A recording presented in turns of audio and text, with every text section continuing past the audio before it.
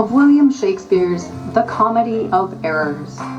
Coos Bay Shakespeare in the Park was formed in 2015 to provide quality live theatrical productions of Shakespeare's works accessible to our South Coast community. If you wish to learn more about Coos Bay Shakespeare in the Park, please visit our Facebook page or website listed in the program. If you enjoyed today's show, please consider making a tax-free donation to Coos Bay Shakespeare in the Park to help us continue providing free performing arts for our community. We would like to thank our sponsors who helped bring this production to life. The Oregon Community Foundation Fred W. Fields Fund, the Coos County Cultural Coalition, Banner Bank, Seven Devils Brewing Company, Roto-Rooter, and Southwestern Oregon Community College. The show will be 2 hours long, with no intermission, so please be courteous to other audience members if you need to use the restrooms. At this time, we ask you to put your phones on silent, sit back, relax, and join us in the Wild West frontier town of Ephesus for Shakespeare's screwball play, The Comedy of Errors. Proceed, Silenus, to procure my fall, and by the doom of death any woes and all. Merchant of Syracuse, plead no more. I am not partial to infringe our laws.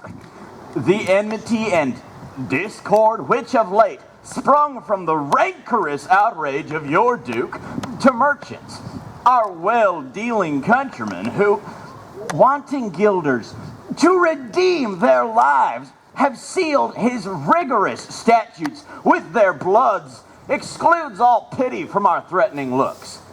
For, since the mortal and intestine jars twixt thy seditious countrymen and us, it hath in solemn synods been decreed, both by the Syracusians and ourselves, to admit no traffic to our adverse towns. Nay, more. If any, born at Ephesus, be seen at any Syracusian marts and fairs. Again, if any Syracusian born come to the Bay of Ephesus, he dies. His goods confiscate to the sheriff's dispose, unless 1,000 marks be levied, to quit the penalty and to ransom him. Thy substance, valued at the highest rate, cannot amount unto 100 marks. Therefore, thou art condemned to die. Yet this my comfort. When your words are done, my woes and likewise with the evening sun. Well, Syracusian, say in brief the cause why thou departedest from thy native home, and for what cause thou camest to Ephesus. A heavier task could not have been imposed than I to speak my griefs unspeakable, yet that the world may witness that my end was wrought by nature, not by vile offense. I'll utter what my sorrow gives me leave. In Syracuse I was born and wed unto a woman. With her I lived in joy, but prosperous voyages I often made to Epidamnum drew me from my spouse, from whom my absence was not 6 months old before herself arrived where I was. There had she not been long, but she became a joyful mother to 2 goodly sons, and, which was strange, one so like the other as to not be distinguished but by names. That very hour, and in the selfsame inn, a meaner woman was delivered of such a burden. Male twins, both alike, those, for their parents were exceedingly poor, adopted I to attend my sons. My wife, not meanly proud of 2 such boys, made daily motions for our home return. Unwilling, I agreed. Alas, too soon we came aboard. A league from Epidamnum had we sailed before what dim light the heavens did grant on us did but convey unto our fearful minds a doubtful warrant of immediate death, which, though myself would gladly have embraced, yet the incessant weepings of my wife and the piteous plainings of the pretty babes forced me to seek the lays for them and me. The sailors sought for safety by our boat and left the ship then sinking right to us. My wife, more careful of the latter born, had fastened him onto a small spare mast. To him, one of the other twins was bound, whilst I had been like heedful of the others. The children thus disposed, my wife and I, fixing our eyes on whom our care was fixed, fastened ourselves at either end of the mast, and, floating straight, obedient to the stream, was carried towards Corinth as we thought. At length the sun, gazing upon the earth, dispersed those vapors that offended us, and by the benefit of his wished light, the seas waxed calm, and we discovered from far 2 ships making a main to us, of Corinth that, of Epidaurus this. But ere they came, oh, let me say no more! Gather the sequel by that came before. Nay, forward, old man, do not break off so, for we may pity, though not pardon Oh, thee. had the gods done so, I had not yet worthily termed them merciless to us. For ere the ships could meet, by twice 5 leagues, we were encountered by a mighty rock, which being violently borne upon, our helpful ship was splitted in the midst, so that in this unjust divorce of us, fortune it had left to both of us alike, what to delight in, what to sorrow for. Her part, poor soul, seeming as burdened with lesser weight, but not with lesser woe, was carried with more speed before the wind. And in our sight, they 3 were taken up by fishermen of Corinth, as we thought. At length, another ship had seized on us, and knowing whom it was their hap to save, gave healthful welcome to their shipwrecked guests, and would have wrecked the fishers of their prey, had not their bark been very slow of sail. And therefore homeward did they bend their course. Thus have you heard me severed from my bliss, that by mistakes was my life prolonged to tell sad stories of my own mishaps. And for the sake of them thou sorrowest for, do me the favor to dilate at full what hath befallen of them and thee till now. My youngest boy, and yet my eldest care, at 18 years, became inquisitive after his brother, and importuned me that his attendant, so his case was like, reft of his brother, but retained his name, might bear him company in the quest of him. Whilst I labored for a love to see, I hazarded the loss of whom I loved. 5 years have I spent in farthest Greece, roaming clean through the bounds of Asia, and, coasting homeward, came to Ephesus, hopeless to find, yet loath to leave unsought, or that, or any place that harbors men. But here must end the story of my life, and happy were I in my timely death, could all my travels warrant me they live. O hapless Aegeon, whom the fates have marked to bear the extremity of dire mishap.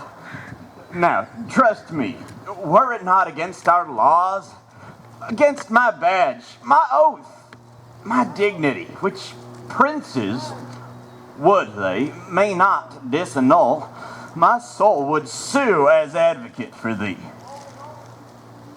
But, though thou art adjudged to the death, and passed sentence may not be recalled, but to our honor's great disparagement, yet will I favor thee in what I can. Therefore, merchant, I'll limit thee this day to seek thy life by beneficial help.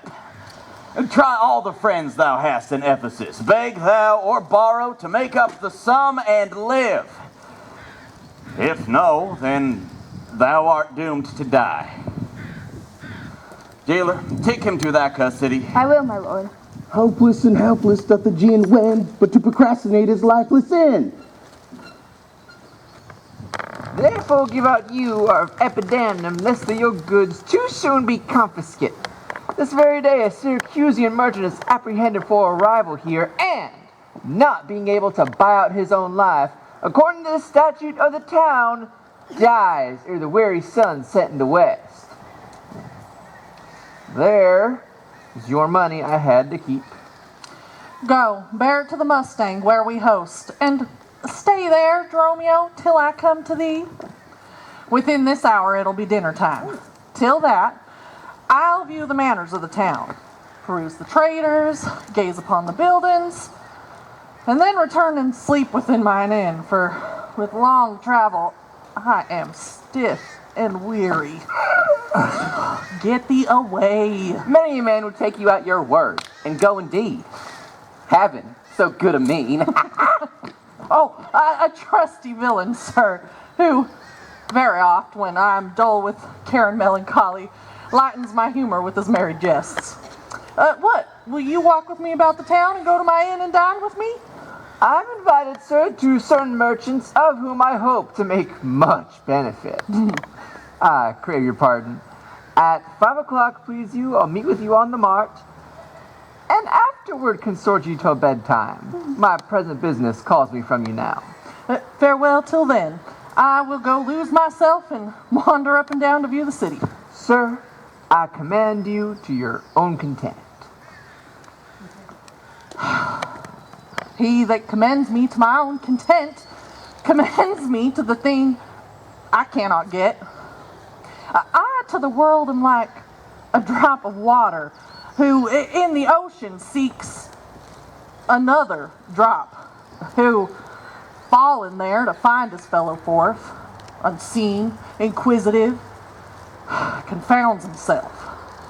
So I, to find a mother and a brother, in quest of them, unhappy, lose myself. Here comes the almanac of my true date. What now? How chance thou art returned so soon? Returned so soon? Rather approach too late. The capon burns, the pig falls from the spit. The clock has stricken 12 upon the bell. My mistress made it 1 upon my cheek. She is hot because the meat is cold. The meat is cold because you come not home. You come not home because you have no stomach. You have no stomach, having broken your fast. But we that know what 'tis fast and pray are penitent for your default today. Stop in your wind, sir. Tell me this, I pray. Where have you left the money that I gave you? Oh, 6 pence that I had Wednesday last to pay the saddler for my mistress's crupper. The saddler had it, sir. I kept it not. I'm not in a sport of humor now. Tell me, and dally not, where is the money?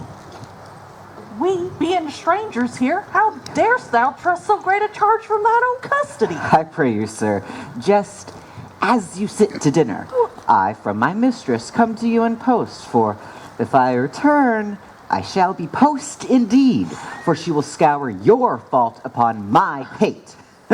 Methinks your maw, like mine, should be your clock, and strike you home without a messenger. Come, Dromio, come. These jests are out of season. Reserve them for a merrier hour than this. Where is the gold I gave in charge to thee? To me, sir? Well, you gave no gold to me. Come on, sir knave! Have done thy foolishness, and tell me how thou hast disposed thy charge. My charge was to fetch you from the mart home to your house, the Phoenix, sir, to dinner. My mistress and her sister stay for you. Now, as I am a Christian, answer me in what safe place you have bestowed my money, or I will break that merry sconce of yours that stands on tricks when I am indisposed. Where is the 1,000 marks thou hadst of me? I have some marks of yours upon my pate, some of my mistress's marks upon my shoulders, but not 1,000 marks between you both. If I were to pay your worship those again, perchance you would not bear them patiently. Thy mistress's marks? What mistress, knave, hast thou? Your worship's wife? My mistress at the Phoenix, she who doth fast till you come home to dinner, and prays that I will hie you home to dinner. What? Wilt thou flout me thus unto my face, being forbid? There. Take you that, sir knave! What mean you, sir? For God's sakes, hold your hands, nay, and you will not, I'll take my heels.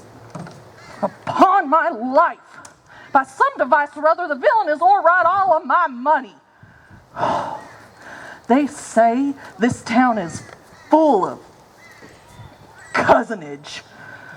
His nimble jugglers that deceive the eye, dark working sorcerers that change the mind, soul-killing witches that deform the body, disguised cheaters, prating mountebanks, and many such like liberties of sin. If it proves so, I will be gone the sooner. Out to the Mustang to go seek this knave. I greatly fear my money is not safe. Neither my husband nor his man returned that in such haste I sent to seek his master. Sure, Luciana, it is 2 o'clock. Well, perhaps some merchant hath invited him, and from the mart he's somewhere gone to dinner. Good sister, let us dine and never fret. Man is master of his liberty, and when he sees time, he will go or come. If so, be patient, sister. Why should their liberty than ours be more? Because their business still lies out a door. Look, when I serve him so, he takes it ill. Oh no, he is the bridle of your will. There's none but asses will be bridled so. Oh, headstrong liberty is lashed with woe. There's nothing situate under heaven's eye, but hath his bound in earth, in sea, in sky. The beasts, the fishes, the winged fowls are their male subjects and at their controls. Man, more divine, master of all these, of intellectual sense and souls, of more preeminence than fish and fowls, are their male subjects and at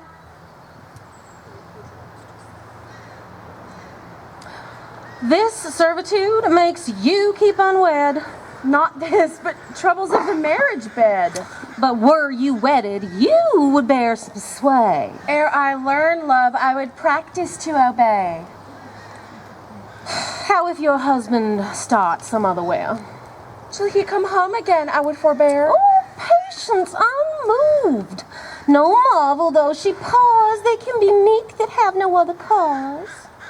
Wretched soul, bruised with adversity, we bid be quiet when we hear it cry, but were we burdened with like weight of pain, as much or more would we ourselves complain. So thou, that hast no unkind mate to grieve thee, with urgent helpless patience would relieve me.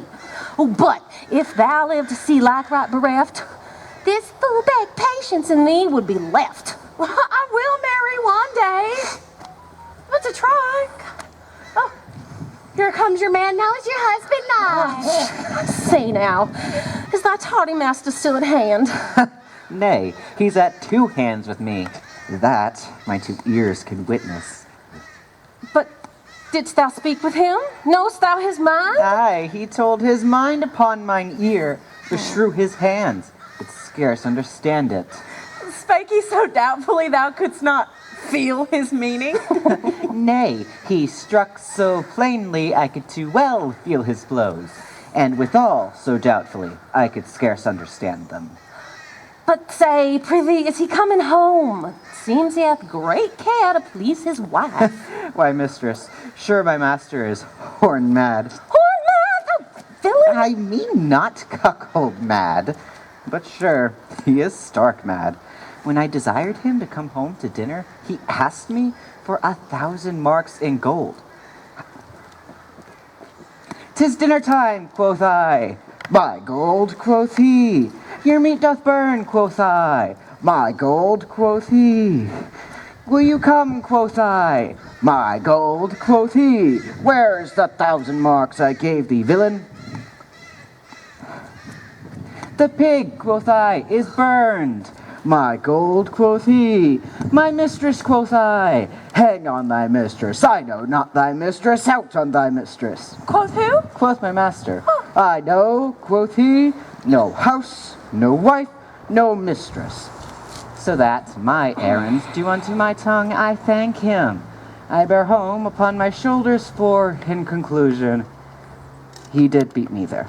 Go back again, thou knave, and bring thy master home. Go back again and be new beaten home.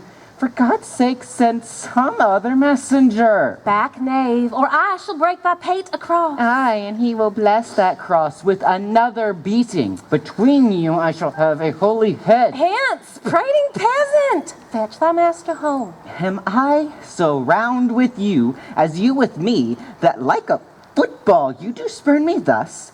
You will spurn me hence, he will spurn me hither. I last in the service, you must case me in leather. How impatience flowereth in your face. His company must do his minions grace, whilst I at home starve for a merry look. Hath homely age the alluring beauty took from my poor cheek? Then he hath wasted it. Are my discourses dull? Barren my wit? If voluble and sharp discourse be marred, unkindness blunts it more than marble hard. Do their gay vestments his affections bait? It's not my fault, he is master of my state. What ruins in me that can be found by him not ruined? Then is he the ground of my defeatures? My decayed fare a sunny look of his would soon repair. But too unruly dear, he breaks the pail and feeds from home. Poor I am but as stale. Oh, self-harm and jealousy, fie! I'm feeling fools can with such wrongs dispense. I know his eye doth homage otherwhere, or else what lets it but he would be here. Sister, you know he promised me a chain. I would that alone, a love, he would detain so he would keep fair quarter with his bed. Since that my beauty cannot please his eye, I'll weep what's left away. And weeping, die.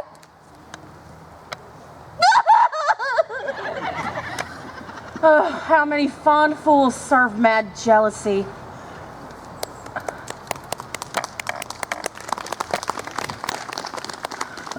The gold I gave to Dromio is laid up safe at the Mustang. And the heedful knave is wandered forth and care to seek me out. By computation and mine host report, I could not speak with Dromio since first I sent him from the mart. See, here he comes. How now, sir? Is your merry humor altered? As you love strokes, so jest with me again. You know no Mustang?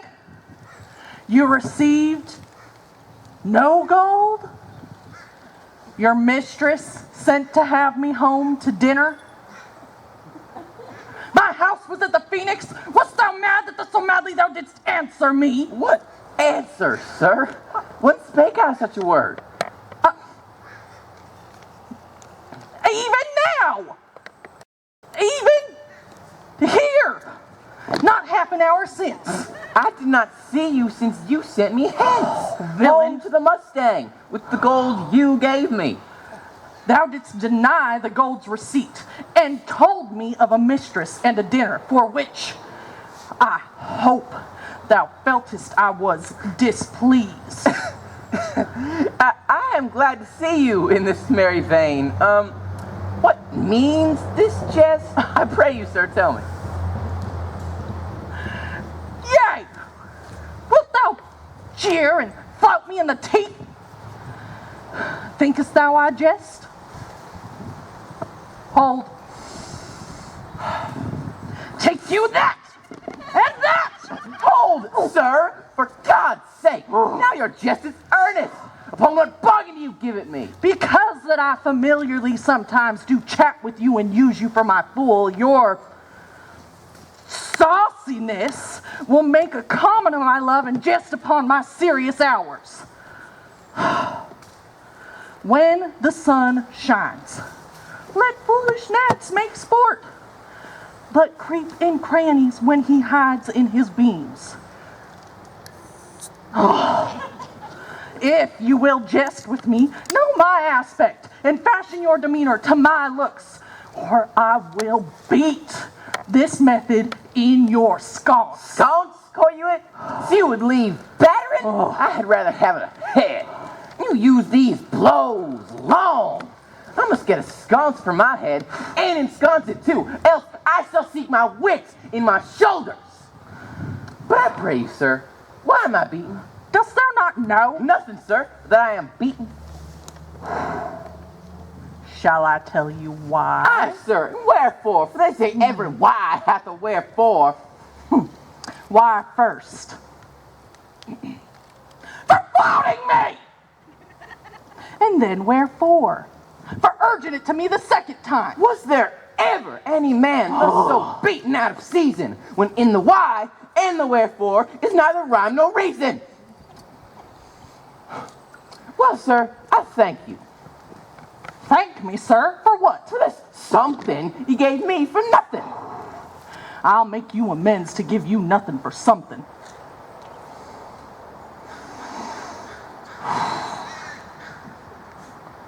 But say, sir, is it dinner time?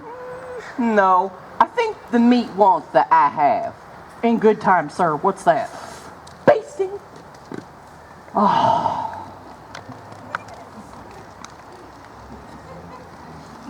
Well, sir, then 'twill be dry. If it be, sir, I pray you eat none of it. Your reason? Lest it make you choleric and purchase me another dry basted. Well, sir, learn to jest in good time. There is a time for all things. I durst have denied before you were so choleric. By what rule, sir? Mary, by a rule as plain as the plain bald pate of Father Time himself. Let's hear it. There's no time for a man to recover hair that grows bald by nature. May he not do it by fine and recovery? I to pay a fine for a periwig and recover the lost hair of another man.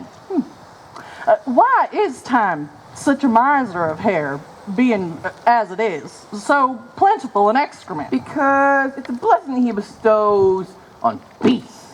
What he hath scant men in hair, he hath given them in wit. Why, there's many a man that hath more hair than wit. Not a man of those, but he hath the wit to lose his hair. Why, thou didst conclude hairy men plain dealers without wit. The plainer dealer, the sooner lost. Yet he loseth it in a kind of jollity. For what reason? 2 reasons. And sound ones too. Nay, not sound, I pray you. Sure ones then. Nay, not sure and a thing false in. Certain ones then. Name them. The one to save the money that he spends in tiring, the other that at dinner it does not drop in his porridge. You would have all this time proved there is no time for all things. Mary, and did, sir. Namely, there is no time to recover hair lost by nature. But your reason was not substantial as to why there is no time to recover. Thus I mend it. Time himself is bald, and therefore to the world's end shall have bald followers. I knew it would be a bald conclusion. Soft, who wafts us yonder? I, Antipholus. Look strange and frown. Some other mistress hath thy sweet aspects. I'm not Adriana, nor thy wife. The time was once when thou, unurged, would vow that never words were music to thy ear, never object pleasing to thine eye, that never touch well welcome to thy hand, never meat sweet savour to thy taste, unless I spake or looked or touched or carved to thee. How comes it now, my husband? How comes it thou art thus estranged from thyself? Thyself I call it being strange to me, that undividable, incorporate, and better than thy own dear self's better part. Do not tear thyself away from me, for no, my love is easy. Mayst thou fall a drop of water in the breaking gulf, and take unmingled thence that drop again without addition or diminishing, as take from me thyself and not me too. How dearly would it touch thee to the quick, shouldst thou but hear that I were licentious, that this body, consecrate to thee, by ruffian lust should be contaminate. Wouldst thou not spit at me, and spurn at me, and hurl the name of husband in my face, and tear the stained skin off my harlot brow, and from my false hand cut the wedding ring and break it with a deep divorcing vow? I know thou canst, therefore see thou do it.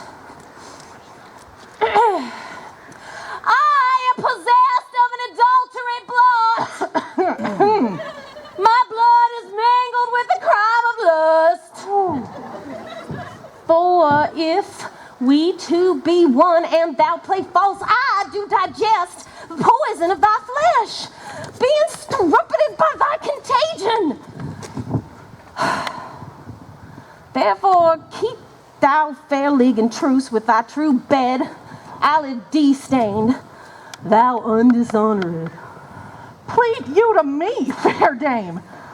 I know you not. In Ephesus I'm but 2 hours old, as strange unto your town as to your talk, who, every word by all my wit being scanned, want wit in every word to understand. Well, fine, brother. How the world is changing with you. When were you wont to use my sister thus? She sent for you by Dromio for dinner. By Dromio? By me? By thee. And this thou did return from him, that he did buffet thee, and in his blows denied my house for his, me for his wife. Did you converse, sir, with this gentlewoman? What is the course and drift of your compact? I, sir, never saw her till this time. Villain, thou liest. For her very words thou didst deliver to me on the mark. I never spake with her in all my life. How can she thus then call us by our names? Unless it be by inspiration.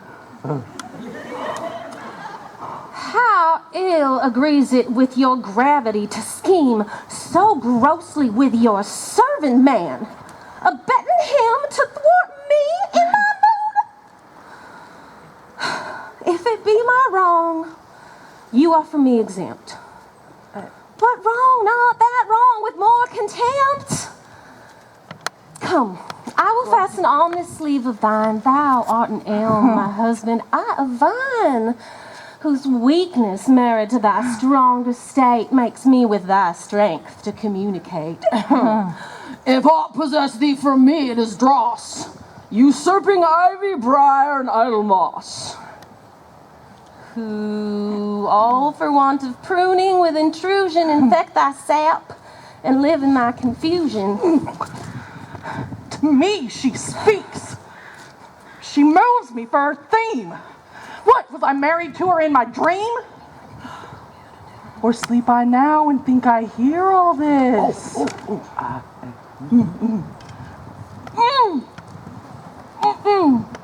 What error drives our eyes and ears amiss?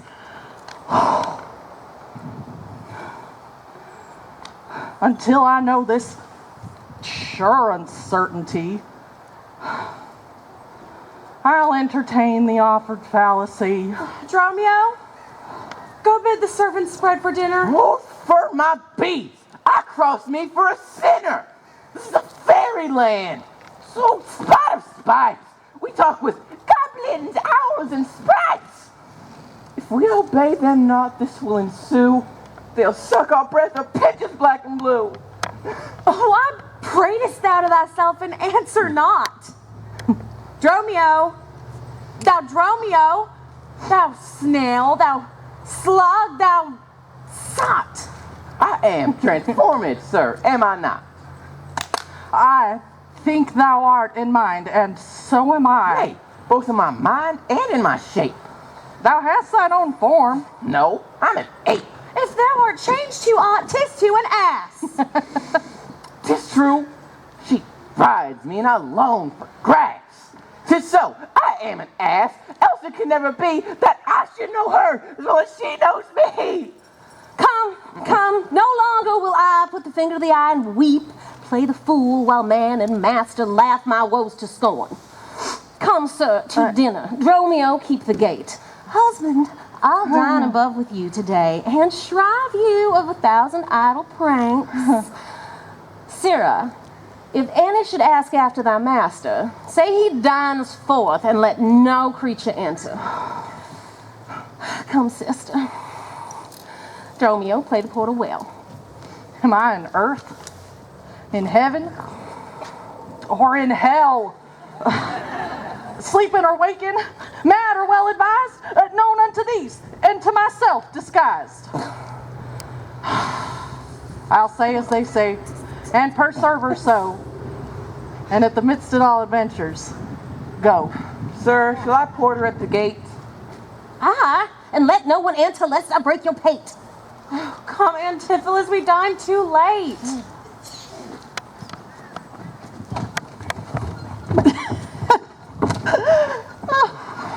Good Signor Angelo, you must excuse us all. My wife is shrewish when I keep not hours. Say that I lingered with you at your shop to see the making of her carcanet, and that tomorrow you will bring it home. But here's a villain that would face me down. He met me on the mart, and I beat him and charged him with 1,000 marks in gold, and that I did deny my wife and house. Oh, thou drunkard, thou! What didst thou mean by this? Say what you will, sir, but I know that you beat me at the mart. I have your hand to show. If the skin were parchment and the blows you gave were ink, your own handwriting would tell you what I think. I think thou art an ass. Marry, so it doth appear. By the wrongs I suffer and the blows I bear, I should kick being kicked, and being at that pass, you would keep from my heels and beware of an ass. Oh, you're sad, Signor Balthasar. Pray God our good cheer may answer my good will and your good welcome here. I hold your dainties cheap, sir, and your welcome dear. In your Balthasar, either flesh or fish, a table full of welcome make scarce one dainty dish. A good meat, sir, is common, that every churl affords. And welcome even more common, for that is nothing but words.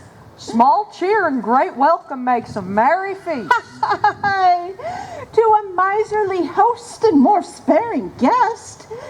But though my cates be mean, take them in good part. Better cheer may you have, but not with better heart.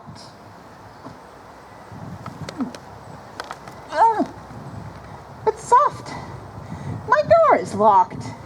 Go, bid them let us in. Maud, Bridget, Marion, Cicely, Jillian, Jen. Mow, malt horse, capon, coxcomb, idiot, patch. Either get thee from the door or sit down at the hatch. Thou conjure for wenches that thou callest for such store. When one is one too many, go, get thee from the door. What patch is made our porter? My master stays in the street. Let him walk from whence he came, lest he catch cold on's feet.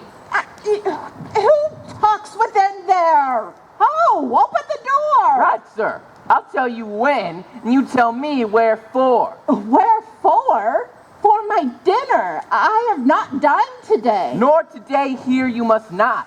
Come again when you may. Who art thou that keeps me from the house I owe? The porter for this time, sir, and my name is Dromio. Oh, villain! Thou hast stolen both mine office and my name. The one ne'er got me credit, the other mickle blame. If thou hadst been Dromio today in my place, thou would have changed thy face for a name, or thy name for an ass. What a coil is there, Dromio? Who are those of the gay? Let my master in, loose. Faith, no. He comes too late, and so tell your master. Oh, Lord, I must laugh. Have at you with a proverb. Shall I set a nice staff? Have at you with another, that's win. Can you tell? If thy name be called Loose, Loose thou hast answered him well. Do you hear, you minion? You'll let us in, I hope. I thought to have asked you. And you said no. So come help.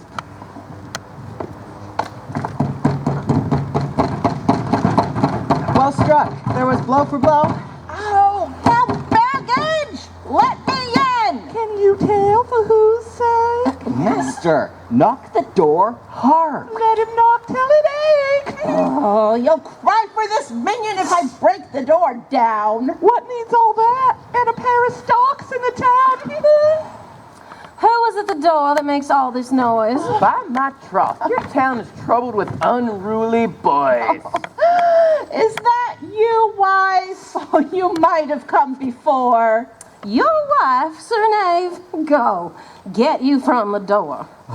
If you went in pain, Master, this knave would go sore. Here is neither cheer, sir, nor welcome. We would fain have either. In debating which was best, we shall part with neither. They stand at the door, Master. Bid them welcome hither. There's something in the wind that we cannot get in. You would say so. If your garments were thin, your cake there is warm within. You stand here in the cold. It would make a man mad as a buck to be still bought and sold. Go! Fetch me something. I'll break up the gate. Break and it breaking's here, and I'll break your knave's pate. A man may break a word with you, sir, and words are but wind.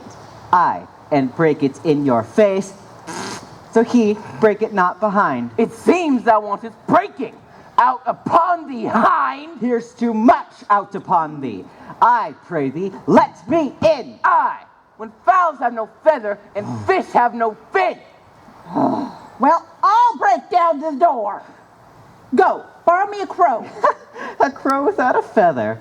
Master, mean you so? For a fish without a fin, there's a fowl without a feather. If a crow help us in, sirrah, we'll pluck a crow together. Go!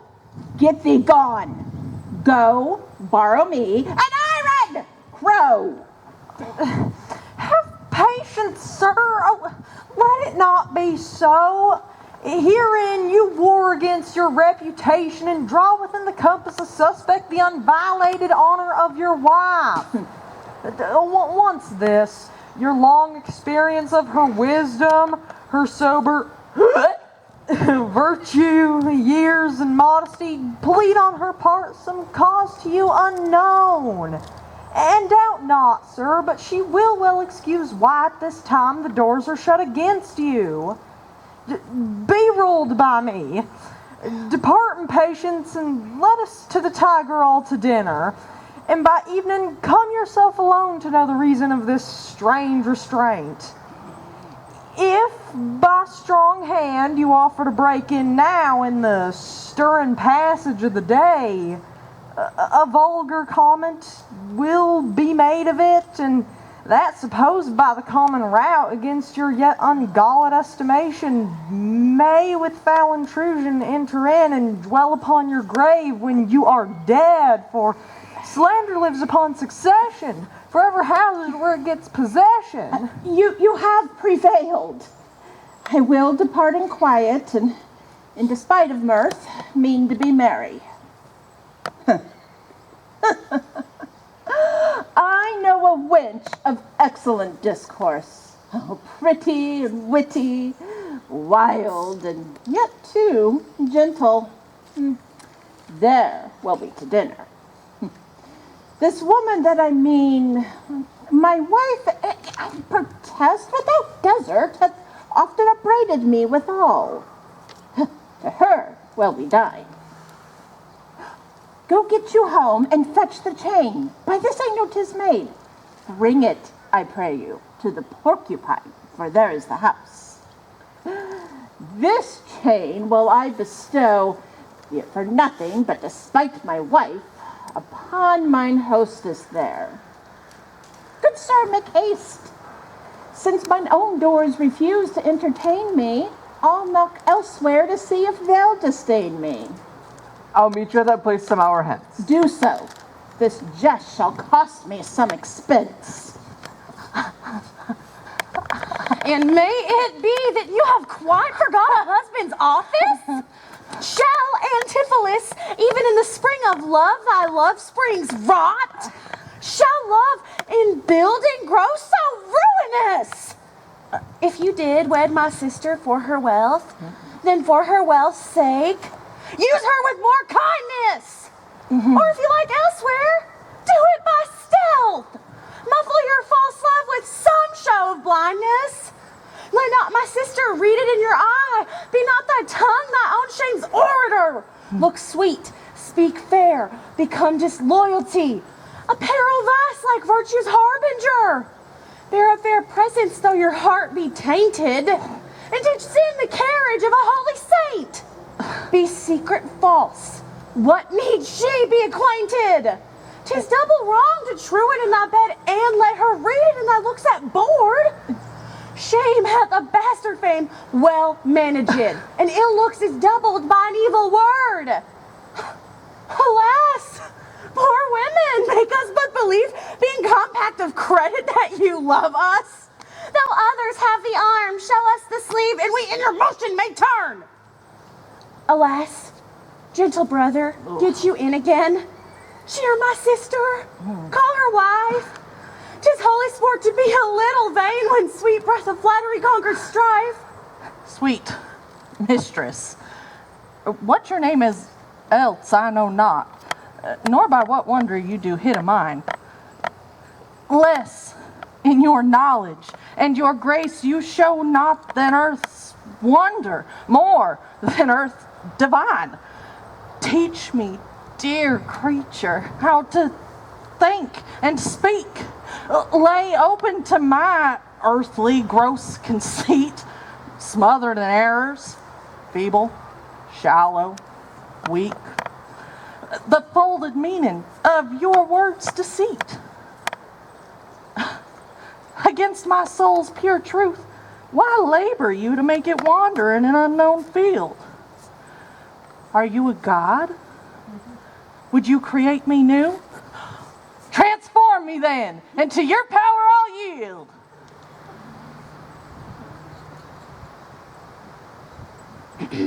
But if that I am I, then well I know your weeping sister is no wife of mine, nor to her bed no homage do I owe. Far more to you I do decline. Oh, train me not, sweet mermaid, to drown me in thy sister's flood of tears. Sing, siren, for thyself, and I will dote. Spread o'er the silver waves thy golden hairs, and as a bed I'll take them, and there lie. And in that glorious supposition think, he gains by death that hath such means to die. Let love, being light, be drowned if she sink. What are you mad that you do reason so? Not mad, but mazed. How, I do not know. 'Tis a fault that springeth from your eye. From gazing on your beams, fair sun being by. Gaze where you should, and that will clear your sight. As good to wink, sweet love, as look on night. Why call you me, love? Call my sister so. Thy sister's sister. That's my sister. No, it is thyself. Mine own self's better part. Mine eye's clearer eye. My dear heart's dearer heart. My food, my fortune, my sweet hope's aim, my soul earth's heaven and my heaven's claim. All this my sister is, or else should be. Call thyself sister, sweet, for I am thee. Thee will I love, and with thee lead my life. Thou hast no husband yet, nor I no wife. Give me thy hand. Oh, soft, sir, hold you still. Let me fetch my sister and get her goodwill.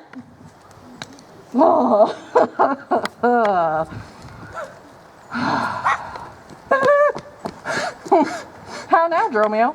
Where runnest thou so fast? Do you know me, sir? Am I Dromio? Am I your man? Am I myself?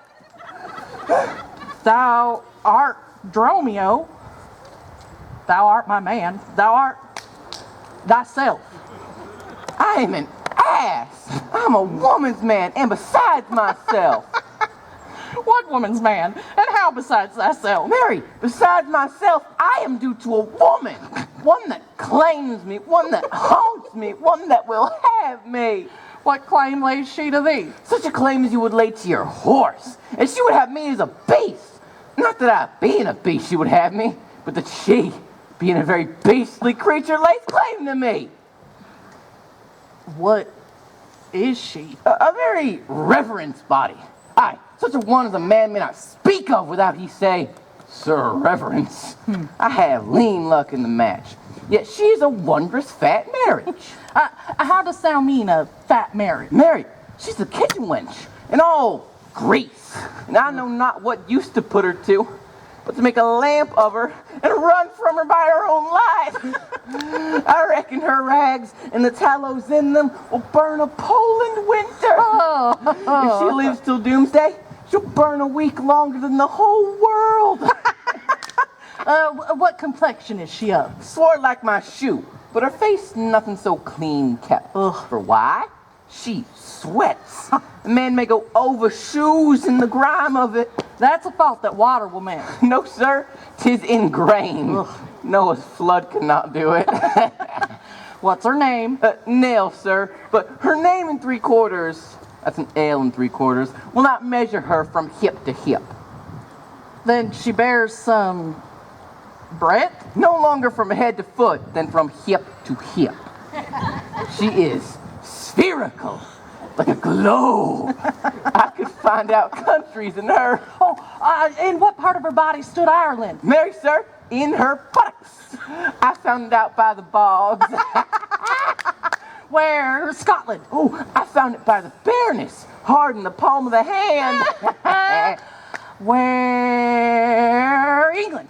Oh, I looked for the chalky cliff, but I could find no whiteness in them. But I guess in her chin, by the salt room that ran between France, which stood in her forehead.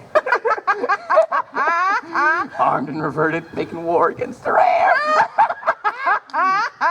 Where? Spain. Oh, faith, I saw it not, but I felt it hot in her breath. Where? America. The Indies. In her nose, all over embellished with rubies, carbuncles, sapphires, declining their rich aspects to the hot breath of Spain, who sent whole armadas of carrots to be balanced at her nose. Where stood Belgium? The Netherlands. Oh, sir, I did not look so low.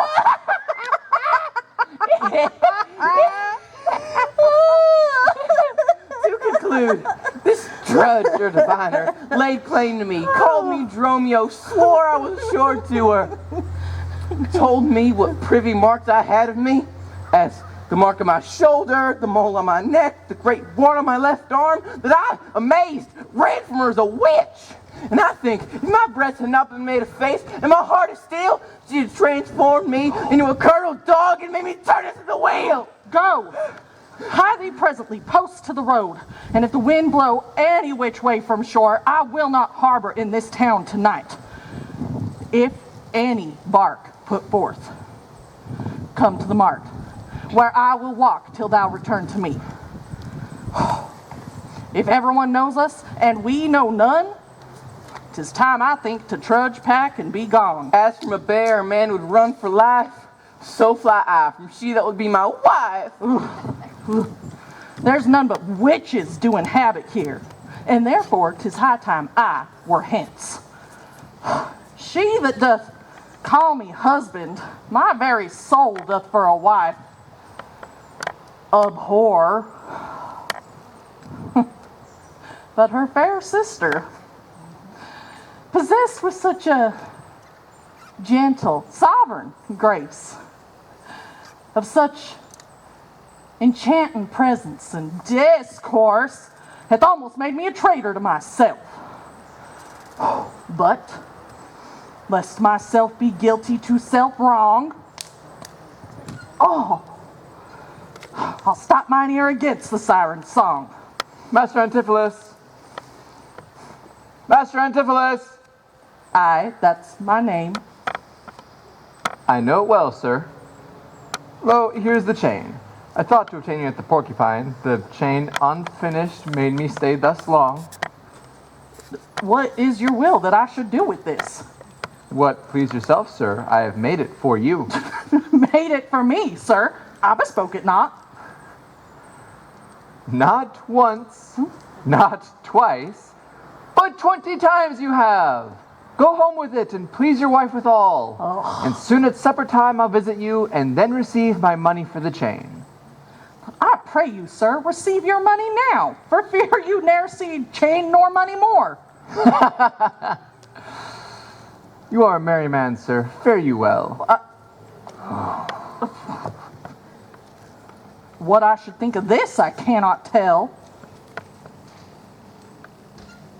But this I think. There's no man as so vain as would refuse so fair an offered chain. I see a man here need not live by ships when in the streets he meets with such golden gifts. I'll to the mart, and there for Dromio stay. If any ship put out, then straight away. You know, since Pentecost the summer's due, and since I have not much importuned you, nor I am not, but that I am bound to Persia and want guilders for my voyage. Therefore, make present satisfaction, or I'll attach you by this officer. Even just the sum that I do owe to you is growing to me by Antipholus. And in the instant I met with you, he had of me a chain. At 5 o'clock I shall receive my money for the same.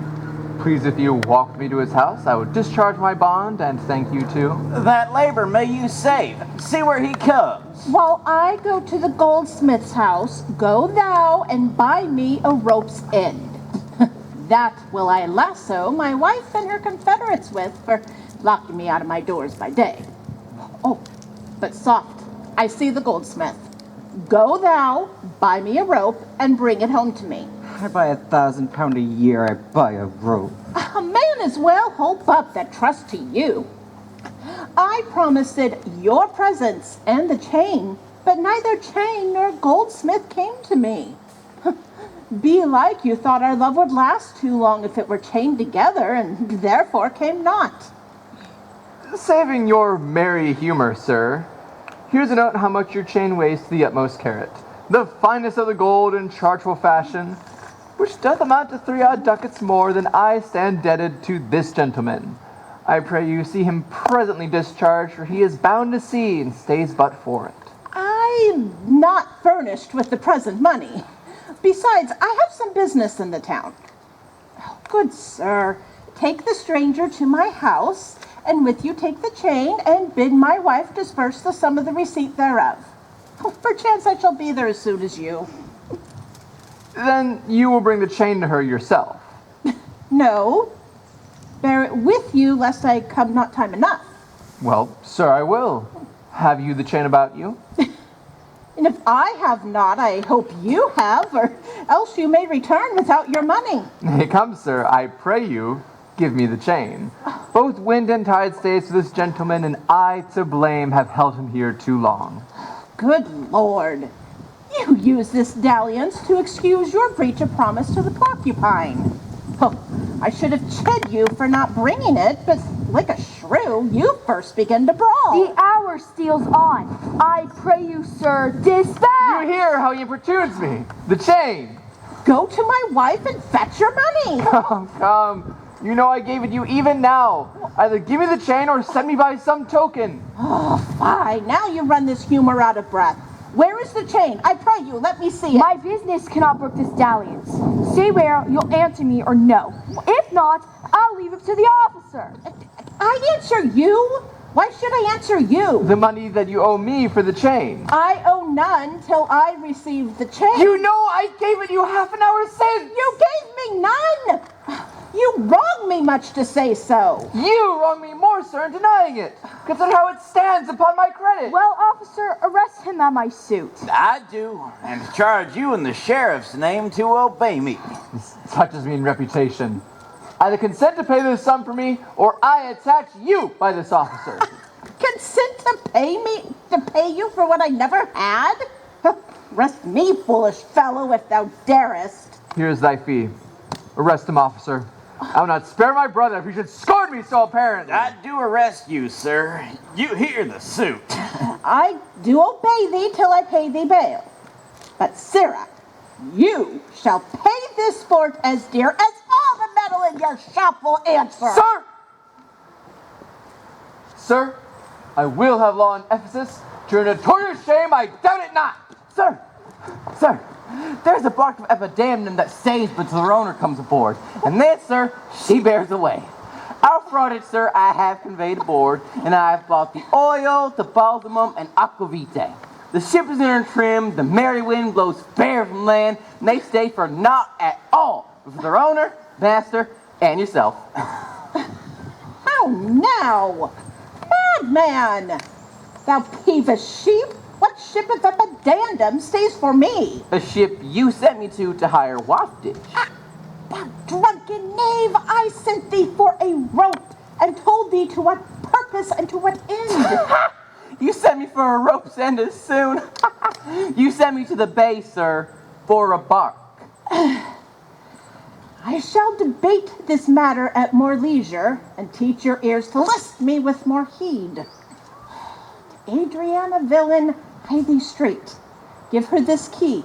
Tell her, in the dust-covered orb with Turkish tapestry, there is a purse of ducats. Let her send it. Tell her I am arrested in the street, and that shall bail me. Hie thee, knave, be gone! On, officer, to prison till it come. To Adriana. That's where we dined. Where Downs will claim me for a husband. She's too big, I hope, for me to compass. Thither I must, though against my will, for servants must their master's minds fulfill. Ah, Luciana, did he tempt thee so? Mightst thou perceive if he did plead in earnest? Yea or no? Looked he or red, or pale, or sad, or merrily? What observation madest thou in this case of his heart's meteors tilting in his face? First he denied you had in him no right. He meant he did me none, the more my spite. And swore he that he was a stranger here. And true he swore, though yet forsworn he were. Then I pleaded for you. And what said he? The love I begged for you, he begged of me. With what persuasion did he tempt thy love? With words that in an honest suit might move. First he did praise my beauty, then my speech. Did speak him fair? Patience, I beseech. I cannot, nor I will not hold me still. My tongue, though not my heart, shall have his will. He is deformed, crooked, old and sere, ill-faced, worse-bodied, shapeless, everywhere. Vicious, foolish, ungentle, blunt, unkind, stigmatical in making and worse in mind. Why be jealous then of such a one? No evil lost is wailed when it is gone. I think him better than I say. Yet I would hear in others' eyes were worse. Far from her nest, the lapwing cries away.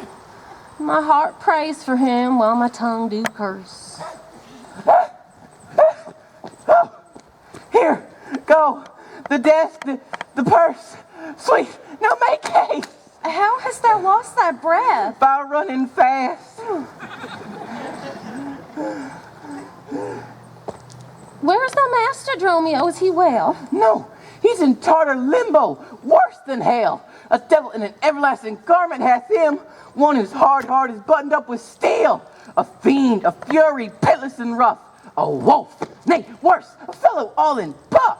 A back friend, a shoulder clapper, one that countermands the passages of alleys, creeks, and narrow land. A hound that runs counter yet draws dry foot well, one that before the judgment carries both souls to hell. Why, man, what is the matter? I do not know the matter. He is rested on the case. What, is he arrested? Tell me at whose suit? I know not at whose suit he is rested well, but he's in the suit of buff that arrested him, that I can tell. Will you send him Mistress Redemption, the money in his desk? Oh, go fetch it, sister. This I wonder at, that he, unknown to me, should be in debt. Tell me, was he arrested on a band? Not on a band, but on a stronger thing. A chain. A chain. Do you not hear it ring? What, the chain? No, the bell. It's time I were gone. It was 2 hours left and now the clock strikes on. The hours come back. That did I never hear. Oh, yes. If any hour me the sergeant, he turns back for very fear. As if time were in debt. How fondly dost thou reason? Time himself is a very bankrupt and owes more than he's worth the season. Nay, he's a thief, too. Have you not heard men say that time comes stealing on by night and day? If he be in debt and theft, and a sergeant in the way, hath he not reason to turn an hour back in the day? Oh, go, Romeo, there's the money. Bear it straight and bring thy master home immediately. Come, sister. I am pressed down with conceit. Conceit, my comfort and my injury.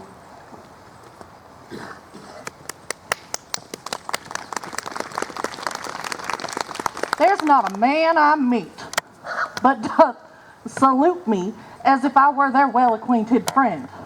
And every one of them calls me by my name. Some tender money me, some invite me, some other give thanks for kindnesses, some offer commodities to buy. Even now, a tailor called me in his shop and showed me silks that he had bought for me, and therewithal took measure of my body. Sure, these are but imaginary wiles, and Lapland sorcerers inhabit here. Sir, here's the gold you sent me for. What? Have you got the picture of old Adam new apparel? What gold is this? What Adam dost thou mean? Not that Adam kept the paradise, but that Adam that keeps the prison. He that goes in the casket and that was killed for the prodigal. He that came behind you, sir, like an evil angel, and bid you forsake your liberty. I understand thee not. No? Why, 'tis a plain case. He that went like a bass viol in a case of leather. The man, sir, that when men are tired, he gives them a sob and rests them. He that takes pity on decayed men and gives them suits of durance. He that sets up his rescue more exploits with his mace than a Morris pike. What, thou meanest an officer? Aye, sir, the sergeant of the band. He that brings any man to answer it that breaks that band. He that thinks a man going to bed always says, God give you good rest. Well, sir, they're rest in your foolery. Are there any ships put forth? May we be gone? Why, sir, I brought you word an hour since that the bark expedition before tonight, and then you were hindered by the sergeant to tarry for the hoy delay. Here are the angels that you sent for to deliver you. The fellow is distract. And so am I. And here, we wander in illusions. Some blessed power deliver us from hence!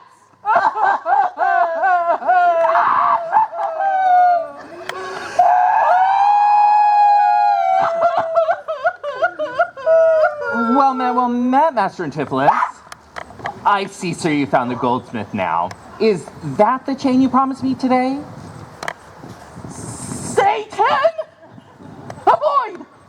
I charge thee, tempt me not. Sir, is this Mistress Satan? It is the devil. Nay, she is worse. She is the devil's dam. And here she comes in the habit of a light wench. So it is that the wenches say, God damn me. This is much to say, God make me a light wench. Oh, it is written that they appear to men like angels of light.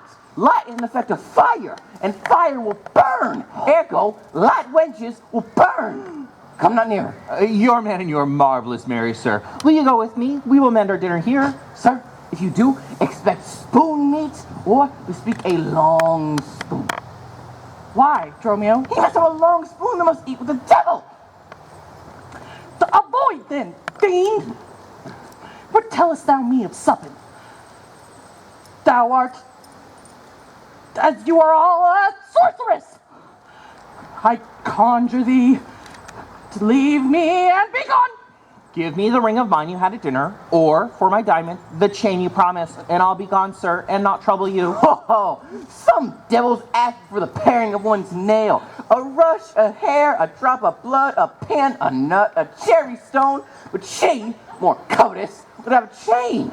Sir, Be wise. And if you give it her, the devil will shake her chain and fright us with it. I pray you, sir, my ring or else the chain. I hope you do not mean to cheat me so. Avaunt, thou witch! Come, Dromio, let us go. Fly pride, says the peacock. Mr. Stat, you know. Now, out of doubt, Antipholus is mad. Else never would he so demean himself. A ring of mine he hath worth 40 ducats, and for the same he promised me a chain. Both one and the other he denies me now. The reason I gather he's mad, besides this present instance of his rage, is a mad tale he told me today at dinner of his own doors being shut against his entrance. Belike his wife, acquainted with his fits, on purpose shut the door against his way. My way is now to hie home to his house, and tell his wife that being lunatic, he rushed into my house and took perforce my ring away. This course I fit his shoes for 40 ducats is too much to lose.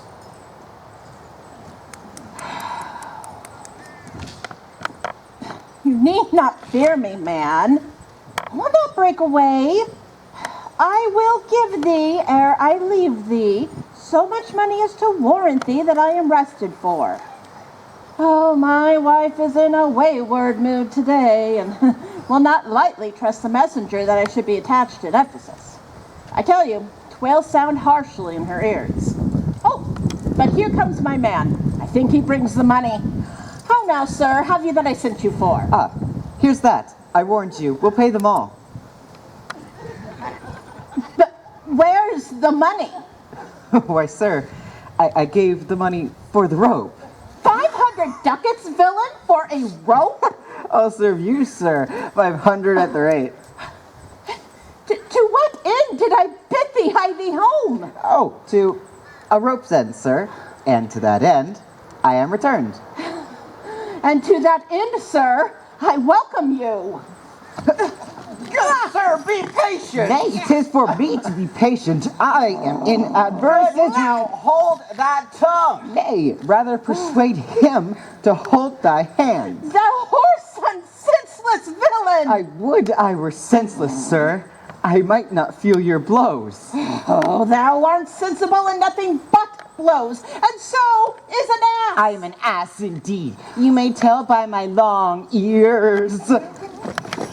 I have served him from the hour of my nativity to this instant, and have nothing at his hands for my service but blows. When I'm cold, he heats me with a beating. When I'm warm, he cools me with a beating. I am waked with it when I sleep, raised with it when I sit, driven out of doors with it when I go from home, welcomed with it when I return. I bear it on my shoulders as a beggar wont her brat. And when he hath lamed me, I shall beg with it from door to door. Come, go along. My wife is coming yonder. Ah, mistress, respice finem, respect your end. The prophecy, like the parrot, beware the rope's end. Oh, wilt thou still talk? Ha ha. How say you now? Is not your husband mad? His incivility confirms no less. Good Master Pinch, thou art a conjurer. Establish him in his true sense again, and I will please you what you will demand. Alas, how fiery and how sharp he looks! Mark how he trembles in his ecstasy. Give me your hand and let me feel your pulse. Here is my hand. Let it feel your ear. I charge thee, Satan, roused within this man, to yield possession to my holy prayers, and to thy state of darkness, hie thee straight. I conjure thee by all the saints in heaven. Oh, peace, doting wizard, peace. Oh, I am not mad. Oh, that thou wert not, poor distressed soul. Oh, you minion, you. Are these your customers? Did this companion with the saffron face revel and feasted at my house today, whilst upon me the guilty doors were shut, and I not allowed to enter in my house? Oh, husband, God doth know you dined at home, where I would you had remained until this time, free from these slanders and this open shame. Dined at home? Thou villain, what sayest thou? Sir, sooth to say, you did not dine at home. the door shut and I locked out. Purdy, your doors were shut and you locked out. And did not she herself revile me there? Sans fable. She herself reviled you there. And did not her kitchen maid rail, scorn, and taunt me? Certes she did. The kitchen vestal scorned you. And did I not enraged depart from thence? In verity you did. My bones bear witness that since have felt the vigor of his rage. Is it good to soothe him in these contraries? It is no shame. The fellow finds his vein, and yielding to him, humors well his frenzy. Thou hast suborned the goldsmith to arrest me. I sent you money to redeem you, sir. By Dromio here, but... Money by me. Heart and goodwill you might. But surely, master, not a rag of money. Whence not thou to her for a purse of ducats? He came to me and I delivered it. And I'm witness with her that she did. A god and the rope maker bear me witness that I was sent for nothing but a rope. Mistress, both man and master is possessed. I know it by their pale and deadly looks. They must be bound and laid in some dark room. Say, wherefore didst thou walk me forth today, and why dost thou deny the bag of gold? I did not. Gentle husband, lock thee forth. And I, gentle master, received no gold. But I confess, sir, we were locked out. Dissembling villain, thou speaks false in both. Dissembling harlot, thou speaks false in all, and art confederate with a damned pack to make a loathsome abject scorn of me. But these nails shall pluck out these false eyes that would behold me in their shameful Bind him, let him not come near me. More company! The fiend is stronger than him! See how pale and what he looks. Oh, wilt thou murder me? Oh, thou jailer, I am thy prisoner. Wilt not thou suffer them to make a rescue? Masters, let him go. He is my prisoner, and you shall not have him. Go, bind this man, for he is frantic too. What wilt thou do, thou peevish officer? Hast thou delight to see a wretched man do outrage and displeasure to himself? He is my prisoner. If I let him go, the debt he owes will be required of me. I will discharge thee ere I go from thee. Bear me forthwith unto his creditor, and knowing how the debt grows, I will pay it. Good master doctor, see him safe conveyed home to my house. Oh, most unhappy day. Oh, most unhappy strumpet. Master, I am here, entered in bond for you. Out on thee, villain. Wherefore dost thou mad me? Will you be bound for nothing? Be mad, good master. Cry that out. Oh, God, help poor souls how idly did they talk. Bear him hence. Come, sister, go ye with me.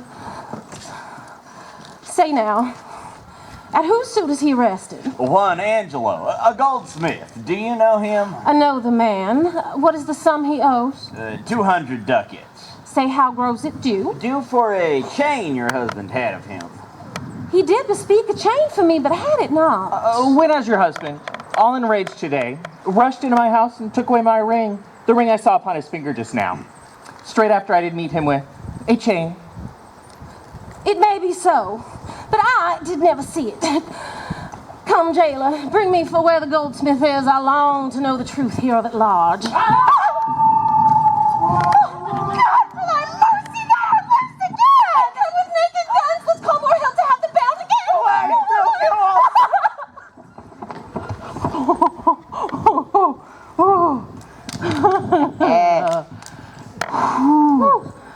I see these witches are afraid of guns. She that would be your wife now ran from you. Come to the Mustang, fetch our stuff from thence. I long that we were safe and sound aboard. Faith, stay here this night. They will surely do us no harm. You saw they speak us fair, give us gold. Methinks this is such a gentle nation. That before the mountain of mad flesh that claims marriage of me, I could find it in my heart to stay here still and turn witch. I will not stay this night for all the town. Therefore, away to get our stuff aboard. I'm sorry, sir, I have hindered you, but I protest he had the chain of me, though most dishonestly he doth deny it. How is the man esteemed here in the city? A very reverend reputation, sir.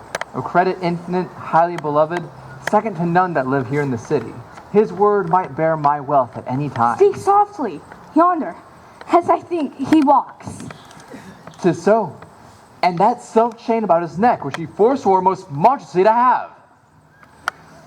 Good sir, draw near to me. I'll speak to him.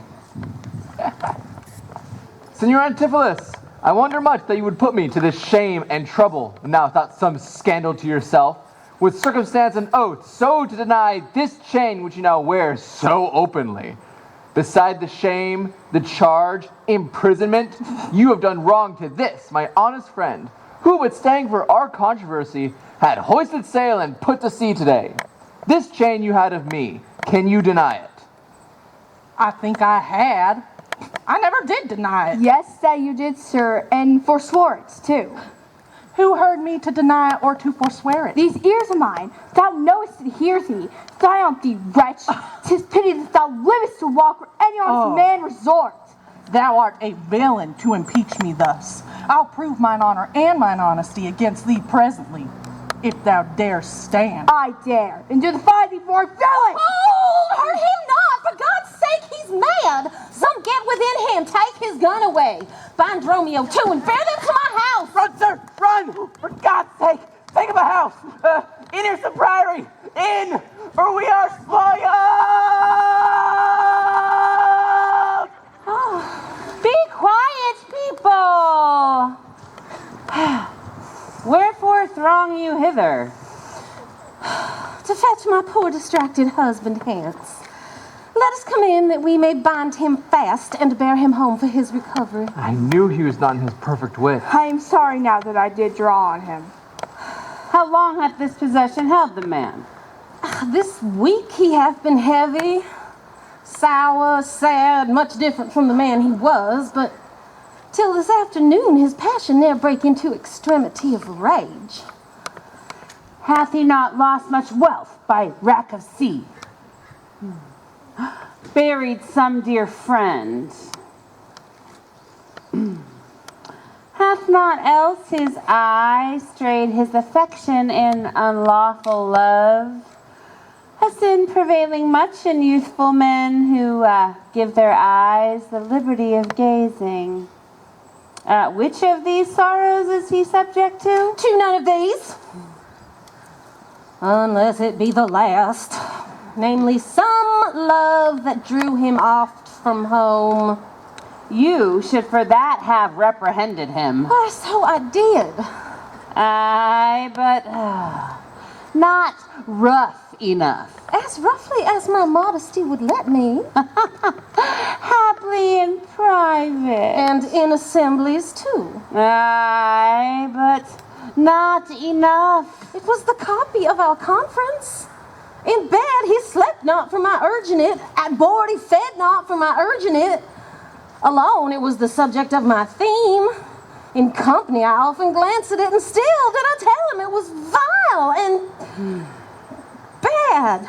And thereof came it that the man was mad. The venom clamors of a jealous woman, poisons more deadly than a mad dog's tooth. It seems his sleeps were hindered by thy railing, and therefore comes it that his head is light. Thou sayest his meat was sauced by thy upbraiding. Unquiet meals make ill digestion. Thereof a raging fire of fever bred, and what's a fever but a fit of madness? Thou sayest his sports were hindered by thy brawls? Sweet recreation barred. what doth ensue but moody and dull melancholy, kinsman to grim and comfortless despair, and at her heels a huge infectious troop of pale distemperatures and foes to life. In food, in sport, in life-preserving rest to be disturbed would madden man or beast. The consequence is then thy jealous fits have scared thy husband from the use of wits. Well, she never reprehended him but mildly when he demeaned himself rough, rude, and wildly. Why bear you these rebukes and answer not? She did betray me to my own reproof. Good people, answer and lay hold on him. No. Not a creature enters my house. Then let your servants bring my husband forth. Neither. He took this place for sanctuary, and it shall privilege him from your hands till I have brought him to his wits again, or lose my labor in assaying it. I will attend my husband, be his nurse, diet his sickness, for it is my office, and will have no attendant but myself. And therefore, let me have him home with me!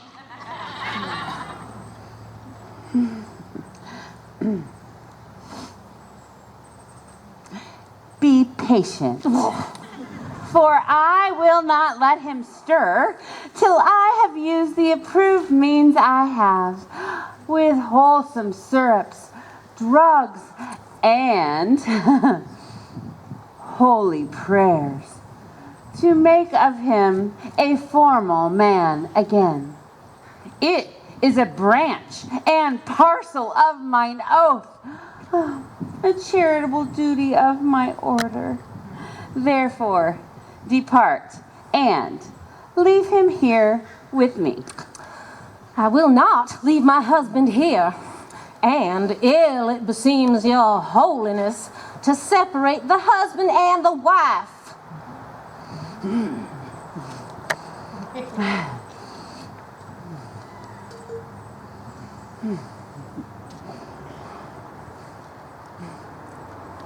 Be quiet and depart. Thou shalt not have him. Speak unto the sheriff of this indignity. Come, go, I will fall prostrate at his feet and never rise until my tears and prayers have won his grace to come in person hither and take perforce my husband from the abbess. By this I think the die opens at 5. Not. I'm sure the sheriff himself in person comes his way to the melancholy vale, the place of death and sorry execution, behind the ditches of this abbey here. Upon what cause? To see a reverend Syracusan merchant who put unluckily into this bay against the laws and statutes of this town, beheaded publicly for his offense. See where they come. We will behold his death. Kneel under the sheriff before he passed the abbey. Yet, once again proclaim it publicly. If any friend will pay the sum for him, he shall not die. So much we tender him. Justice, most sacred sir, against the abbess. She is a virtuous and a reverend lady. It cannot be that she has done thee wrong. May it please your grace. Antipholus, my husband, who I made lord of me and all I had at your important letters. This ill day a most outrageous fit of madness took him, that desperately he hurried through the streets, with him his bondmen all as mad as he, doing displeasure to the citizens by rushing in their houses, bearing thence rings, jewels, anything his rage did like. Once did I get him bound and send him home, whilst to take order for the wrongs I went that here and there his fury had committed. Anon, I wot not by what strong escape, he broke from those that had the guard of him, and with his mad attendant and himself, each one with ireful passion, with drawn guns, met us again, madly bent on us, and chased us away until, raising of more aid, we came again to bind them. Then they fled into this abbey here, whither we pursued them. And here the abbess shuts the gates on us, and will not suffer us to fetch him out, nor send him forth, that we may bear him hence. Therefore, most gracious sir, by thy command, let him be brought forth, that he may be borne hence for help. Long since thy husband served me in my wars, and I to thee engaged a lawman's word when thou didst make him master of thy bed, to do him all the grace and good I could. Go, some of you, knock at the abbey gate and bid the lady abbess come to me. I will determine this before I stir. Oh, mistress, Skipton, save yourself! My master and his man are both broke loose, beaten the maid's roll, and bound the doctor, whose birth they have singed off with brands of fire. And there was a blaze. They threw upon him great pails of puddled mire to quench the hair. My master preached patience to him, and while his men with scissors nicks him like a fool, and sure, unless he sends them present help, between them they'll kill the conjurer. Peaceful, thy master and his man are here, and that is false thou dost report to us. Mistress, upon my life I tell you true. I have not breathed almost since I did see it. He cries over you, and vows if he could take you, to scorch your face and disfigure you. Hark, I hear him. Mistress, fly, be gone! Come, stand by me. Fear nothing. Guard with pistols. It is my husband! Witness you that he is borne about invisible. Even now we house him in the abbey there, and now he's here as past thought of human reason. Justice! Sweet sheriff, grant me justice. Even for the service I long since did thee when I bestride thee in the war, and took deep scars to save thy life. Even for the blood that then I shed for thee, grant me justice. Unless the fear of death doth make me dote, I see my son Antipholus and Dromio. Justice, sweet sheriff, against that woman there, she whom thou gavest me to be my wife, who hath abused and dishonored me, even to the strength and height of injury. Oh, beyond imagination is the wrongs that she this day hath shameless thrown on me. Discover how, and thou shalt find me just. This day, great sheriff, she shut the doors upon me while she with harlots feasted in my house. A grievous fault. Say, woman, didst thou so? No, my good lord, so befall my soul, he, my sister, and myself did dine together today. This is false, that he burdens me withal. Ne'er may I look on day, nor sleep at night, but she tells to you, sir, this simple truth. Oh, perjured woman! They're both forsworn, and this the madman justly chargeth them. My good sir, I am advised what I say. Neither disturbed with the effect of wine, nor heady rash provoked with raging ire, albeit my wrongs might make one wiser mad. This woman, this day, locked me forth from dinner. This goldsmith could witness it, for he was with me then, who parted with me to fetch a chain, promising to bring it to the Porcupine, where Balthasar and I did dine together. Our dinner done, and he not coming thither, I went to seek him. In the street I met him, and in his company, that gentleman. There did this perjured goldsmith swear me down that I this day of him received the chain, which, God he knows, I saw not, for the which he did arrest me by an officer. I did obey, and sent my peasant home for certain ducats. He with none returned. Then I fairly bespoke the officer to go with me in person to my house. Along the way we met my wife, her sister, and a rabble more vile confederates. Along with them was one Pinch, a hungry, lean-faced villain of mere anatomy, a mountebank, a threadbare juggler, and a fortune-teller, a needy, hollow-eyed, sharp-looking wretch, a living dead man. Oh, this pernicious knave, forsooth, took upon him as a conjurer, and gazing in mine eyes, feeling my pulse, and having no face as tore up facing me, cries out I was possessed. Huh. Well, then, altogether, they fell upon me, bound me, bore me hence, and in a dark and dankish folded home there left me and my man, bound together till 9, with my teeth, my bonds in sunder. I gained my freedom and immediately ran hither to you. I beseech, give me ample satisfaction for these deep shames and great indignities. My lord, in truth, thus far I witnessed with him that he dined not at home, but was locked out.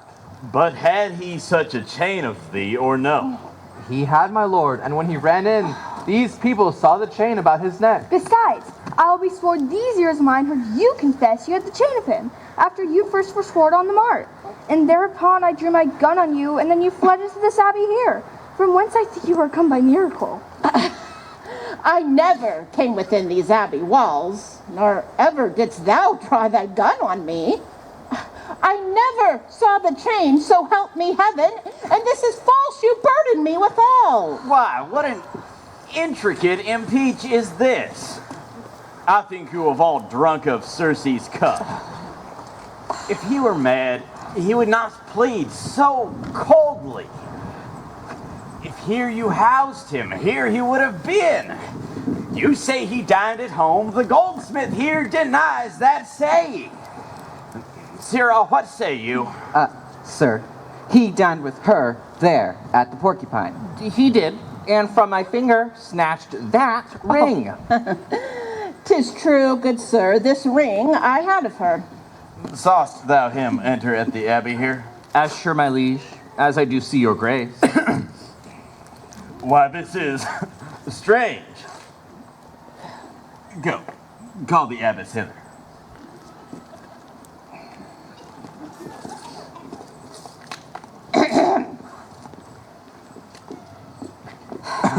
I think you're all mazed or stark mad. Most mighty sheriff, vouchsafe me speak a word. Happily, I see a friend will save my life and pay the sum that may deliver me. Speak freely, Syracusian, what thou wilt. Is not your name, sir, called Antipholus? And is not that your bondman, Dromio? Within this hour I was his bondman, sir. But him, I thank him, not into my cords. Now am I Dromio, and his man unbound. I am sure you, both of you, remember me. Ourselves we do remember, sir, by you, for lately we were bound as you are now. You're not Pinch's patient, are you, sir? Why look you strange on me? You know me well. I never saw you before in my life. Oh, grief hath changed me since you saw me last, and careful hours with time's deformed hand have written strange features in my face. But tell me yet, dost thou not know my voice? Neither. Dromio, nor thou? No, trust me, sir, nor I. I'm sure thou dost. I am sure we do not, and whatsoever a man denies, you are bound to believe him. Not know my voice. Oh, time's extremity! Hast thou so cracked and splitted my poor tongue in 7 short years that here my only son knows not my feeble key of untuned cares, though now this grained face of mine be hid in saps consuming winter drizzled snow, and all the conduits of my blood froze up, yet hath my night of life some memory, my wasting lamps some fading glimmer left, my dull deaf ears a little used to hear. All these witnesses I cannot err. Tell me thou art my son Antipholus. I never saw my father in my life. But 7 years since, in Syracuse, oh boy, thou knowest we parted. But perhaps, my son, thou shamest to acknowledge me in misery. The sheriff and all that know me in the town can witness with me it is not so. I ne'er saw Syracusa in my life. I tell thee, Syracusian, 20 years have I been patron to Antipholus, during which time he ne'er saw Syracusa. I see thy age and dangers make thee dote. Most mighty sheriff, behold, a man much wronged. I see two husbands, or my eyes deceive me. One of these men is genius to the other. And so of these. Which is the natural man and which the spirit? Who deciphers them? I, sir, am Dromio. Command him away. I, sir, am Dromio. Pray let me stay. Aegean, art thou not? Or else his ghost? My old master. Who hath bound him here? Whoever bound him, I will loose his bonds and gain a husband by his liberty. Speak, old Aegean, if thou beest the man that hadst a wife, once called Emilia, that bore thee at a burden 2 fair sons. Oh, if thou beest the same Aegean, speak and speak unto the same Emilia. What? Here begins his morning story right. These two Antipholus, these two so like, and these two Dromios, one in semblance. Besides her urging of her wreck at sea, these are the parents to these children which accidentally are met together. I dream not thou art Amelia. If thou art she, tell me, what happened to that son that floated with thee on the fatal raft? By men of Epidamnum, he and I and the twin Dromio all were taken up, but by and by rude fishermen of Corinth by force took Dromio and my son from them, and me they left with those of Epidamnum. What then became of them I cannot tell. I to this fortune that you see me in. Antipholus, thou camest from Corinth first. No, sir, not I. I came from Syracuse. Stay, stand apart. I know not which is which. I came from Corinth, my good sir. And I with him. Brought to this town by that great warrior, Duke Menaphon, your most renowned uncle. Which of you two did dine with me today? I, gentle mistress. And are you not my husband? No, I say nay to that. And so do I. Yet she did call me so. And this fair gentlewoman, her sister here, did call me brother. What I told you then, I hope I shall have leisure to make good. If this be not a dream I see and hear. That, sir, is the chain which you had of me. I think it be, sir. I deny it not. And for that chain, sir, you arrested me. I think I did, sir. I deny it not. And I send you money, sir, to be your bail by Dromio, but I think he brought it not. No, none by me. Oh, this purse of ducats I received from you. And Dromio, my man, did bring it me. I see we still did meet one another's man, and I was ta'en for him, and he for me, and thereupon these errors are arose. This purse of ducats pawn I for my father here. It shall not need. Thy father hath his life. Sir, I must have that diamond from you. There, take it. And much thanks for my good cheer. Renowned sheriff, vouchsafe to take pains and go with us into the abbey here, and here at large discourse all our fortunes, and all that are assembled in this place, that with this sympathized one day's error have suffered wrong. Go, keep us company, and we shall make full satisfaction. 33 years have I but gone in travail of you, my sons, till this present hour. My heavy burden was ne'er delivered. The sheriff, my husband, my children both, and you, the calendars of their nativity. Oh, go to a gossip's feast, and go with me? After so long grief. Such nativity. With all my heart, I'll gossip at this feast. Oh, sir, shall I fetch our stuff from shipward? Dromio, what stuff of mine hast thou embarked? Your goods that late hosts are at the Mustang. He speaks to me. I'm your man, Dromio. Come, go with us. We'll look to that anon. Embrace thy brother there. Rejoice with him. There is a fat friend at your master's house that kitchened me for you today at dinner. She shall be my sister, not my wife. Methinks you are my glass and not my brother. I see by you I am a sweet-faced youth. Will you go and walk in there gossiping? Not I. You are my elder. Oh, that is a question. How should we try it? Ooh. We'll draw straws for the senior. Till then, lead thou first. Nay, then thus. We came into the world, brother like brother, and now let's go, hand in hand, not one before another.